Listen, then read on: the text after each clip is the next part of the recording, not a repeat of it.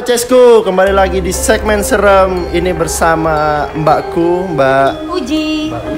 Kita kembali lagi mau cerita-cerita serem yang dialamin sama Mbak Uji sendiri. Nggak usah basa-basi, kita langsung aja tanya-tanya apa sih yang dialamin sama Mbak Uji ini selama hidupnya.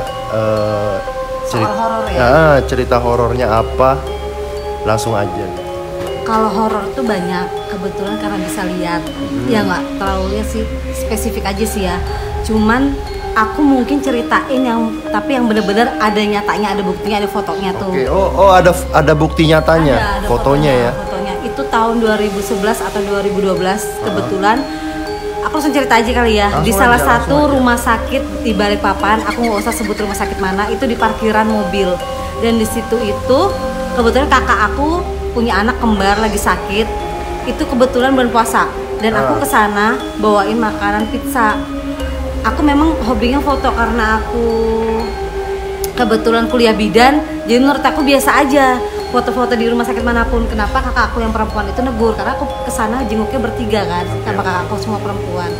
Aku ngomong, aku bilang, ayo foto ya, ini kamar mayat, nah kita foto. Astagfirullah. Karena kamar mayat biasa. Karena dulu di sekolah bidan aku praktek di rumah sakit umum pun aku suka foto-foto walaupun aku masuk shift malam. Dia bilang nggak mau foto-foto, ntar ada yang ikut loh, dia bilang gitu. Oh ya udah, kalau nggak mau aku foto sendiri aja. Setelah masuk jenguk kakak aku ngobrol-ngobrol, itu sekitar jam 10-an aku pulang itu kita di parkir mobil lagi, ayo foto dong, kita foto rame-rame. Dan ya mbaknya suka banget foto-foto ya? Suka dulu gitu. Ya, mungkin gila foto kali ya. Selfie. Bener. Gitu. Nah terus. Setelah itu difoto sama ponakan, itu udah nggak berasa apa-apa. Cuman ya mungkin kayak serem aja. Iya serem. Aku emang ngeliat sekilas aja. Dan ternyata sampai rumah pun beberapa jam kemudian aku sakit mata. Tapi hanya merah tapi tidak bengkak. Oh, abis dari rumah sakit itu pulang sakit mata. Iya, langsung sakit mata.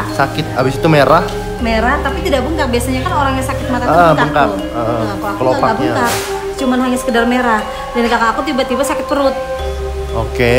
Nah, ponakanku jam 3 itu selalu nangis. Yang ada nanti kalau di foto itu kelihatan kok dia di bawah. Nanti ditampilin fotonya. Benar, nanti ditampilin. Terus itu nggak lama besok paginya aku coba berobat ke dokter spesialis mata. Kata dokter ini nggak ada apa-apa kok, mungkin hanya infeksi biasa. Nggak ada diagnosa dari dokter. Tapi merah. Itu dikasih obat pun nggak berpengaruh apapun selama 4 hari. Oh kayak salep begitu biasanya ya. Akhirnya obat tetesnya juga. Akhirnya aku feeling aja pengen buka-bukain galeri foto lah yang kemarin aku foto-foto. Kok ada foto yang aneh nih. Tapi masih belum ngeh kalau itu sesuatu yang goib ya.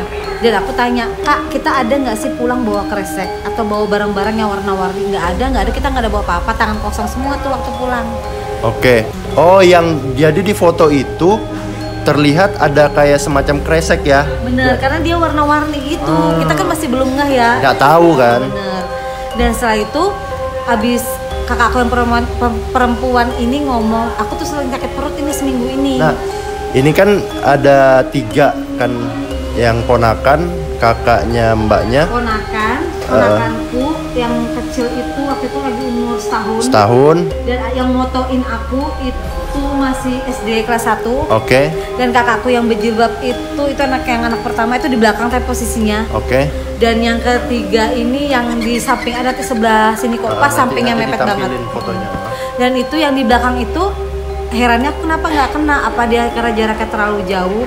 Tapi setelah itu dia ngomong, aku kan pulang langsung wudhu, langsung sholat, langsung bebersih. Jadi yang bermasalah cuma 3 orang. 3 orang, karena posisinya, mohon maaf, kita ada tanggulan perempuan. Itu aku sama kakak aku barengan. Nah waktu kejadian itu setelah kita lihat-lihat kok memang ada yang aneh di sini. Tapi kita ya udahlah, mungkin hanya sekedar ini aja, cuma sekedar numpang foto aja nih dia. Tapi kebetulan alhamdulillah nggak tahu kenapa di sebelah itu ada Pak Ustadz dan dia bisa ngeliat juga. Di rumah. Di sebelah rumah. Samping rumah. Itu kan rumah tante dikontrakin, yang kontrak itu Pak Ustadz.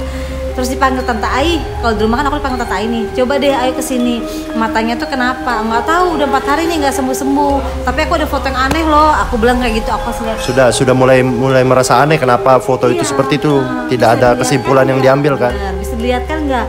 Terus dia ngomong, oh ini namanya Marni, itu sejenis apa? Langsung tahu dong Marni. Oke. Namanya Marni itu sejenis kuyang. Kuyang. Nah, yang jadi pertanyaan aku, mbaknya ini kan periksa ke dokter. Terus si siapa? Kakaknya? Kakak perempuan masih sakit? Bisa, cuma sakit terus. Sama 4 hari juga masih. 4 hari sama juga. Oke. Dan ponakan dipanggil juga itu, sama Ustadz. Iya, akhirnya dibilang coba dipanggil Tante Rita sama Marvel, karena aku dengar karena rumah kita mempet tuh, jadi dia dengar ponakanku selalu nangis. Oh. Jam 3 malam. Kedengaran ya? Bener, selalu nangis deh. Coba kesini deh. Ini kayaknya berantai deh. Maksudnya dia diikutinnya berantai. Kesini. Alhamdulillah disembur tuh ya. Kalau orang bilang tuh disembur, diobatin, kasih minum air. Insya Allah besok sembuh. Udah alhamdulillah sih sembuh. Sembuh semua berataan itu langsung sembuh semua besoknya. Aku penasaran mau lihat fotonya itu kayak mana. Boleh. Nanti ditampilin biar penontonnya ngelihat semua. Ini kan aku, ini kakakku, ini ponakanku nih lagi main pasir di bawah. Nah ini kakak yang pertama nih yang dia tanpa gejala ya, nggak kena sama sekali. Ini yang pulang langsung wudhu itu. Bener, yang pulang sholat wudhu itu dia. Nah yang kita herankan di sini kan nih. Nah ini kan gambarnya kan seperti apa namanya? Kalau aku bilang kayak pantomin nih, pantomin kayak yang topeng. Iya benar, ada tahu nggak pantomin di lab IPA yang tanpa kulit itu? Oh oke. Yang kayak serat-serat uratnya itu kan seperti ini tuh. Dan ini lidahnya kan kelihatan panjang.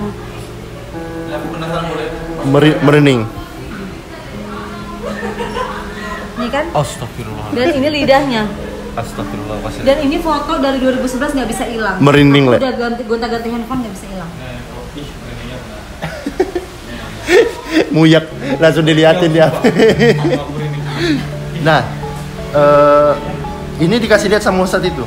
Dikasih lihat, aku udah ngomong, jadi Ustadz ini nih lihat nih, aku ada yang aneh nih, apa ya? Aku bisa tapi aku jarang lihat seperti ini. Ya oh, kan?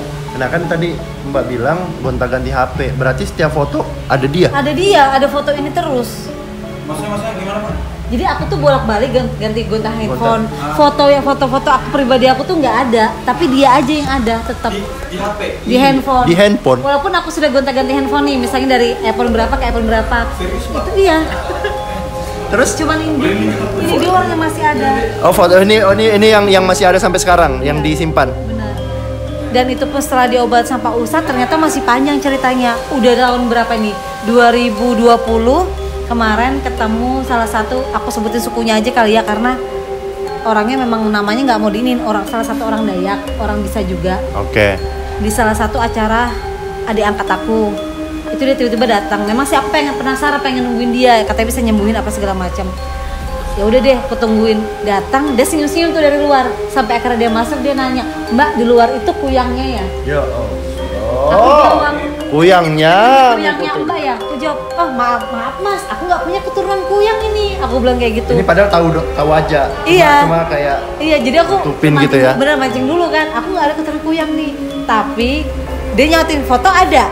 Dia jawab sendiri, foto ada. Dia bilang. Dibaca. Foto ada. Aku kasih lihat dong fotonya. Oh iya benar. Ini berarti masih nempel di sana. Dia bilang gitu. Sampai sekarang. Bener. Makanya dia bilang datang bulannya teratur nggak? Enggak. Berapa tahun nih Kak? 4 tahun, belum punya anak? Belum. Iya, karena itu bayangan kuyang itu masih nempel di Mbak. Dia bilang kayak gitu. Terus dia ngomong kakakku yang sakit perut itu, ditanya, itu kakaknya sering pusing nggak? Bener, sering pusing sampai sekarang. Pusing sampai sekarang? Bener, apa terakhir kemarin sama dia juga diobatin. Aku bilang gini deh, tolong aja dibuang atau di gimana deh, aku bilang gitu kan sama dia. Akhirnya di situ juga aku diobatin. Teman-temanku saksinya kok banyak yang ngeliat aku diobatin. Udah Mbak, insya Allah pergi karena ini modelnya kayak berantai karena foto rame-rame. Jadi ponakanku semuanya juga dia akhirnya ke rumah ngobatin. Oke. Yang udah lagi udah lari sih. Amin. Jadi setelah ke beliau sekarang sudah nggak ada lagi ngerasain. Nggak ngerasain. Nah, alhamdulillah datang bulan itu alhamdulillah teratur, nggak ada yang pernah ngeluh sakit perut atau badan meriang tuh nggak ada. Sebelumnya tuh kayaknya badan tuh meriang, kayak disiksa banget tuh. Tapi sekarang Oke. Tapi maksudnya tebakan dia tuh benar semua memang. Sudah tahu lah dulu. Iya, benar. Oke, kalau gitu nanti kita cerita-cerita lagi ya kan. Kayaknya banyak yang harus diceritakan deh dari mbaknya ini. Kayaknya banyak sih. Tapi siap aja diceritain. Siap aja. Oke, siap kalau gitu. Kalau gitu kita lanjut lagi nanti ke cerita selanjutnya. Dadah. Bye.